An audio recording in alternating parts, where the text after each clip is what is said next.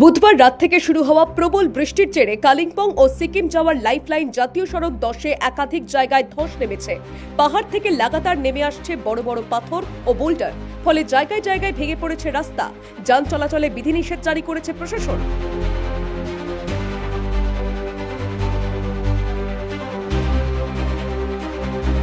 মেল্লি ও কির্নে অঞ্চলের মাঝে রাস্তা দারুণভাবে ক্ষতিগ্রস্ত হয়েছে।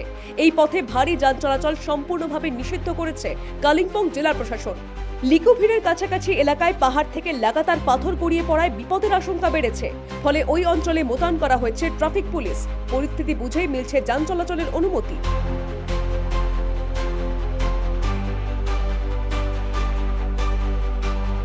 এই মুহূর্তে পর্যটক ও সাধারণ যাত্রীদের নিরাপত্তাকে গুরুত্ব দিচ্ছে প্রশাসন। তবে স্বাভাবিক পরিস্থিতি ফিরিয়ে আনার চেষ্টা চলছে দ্রুত গতিতে। রাস্তার পরিস্থিতি বিবেচনা করে তবেই পাহাড়ের পথে যাত্রীদের রওনা দেওয়ার পরামর্শ দিচ্ছে প্রশাসন।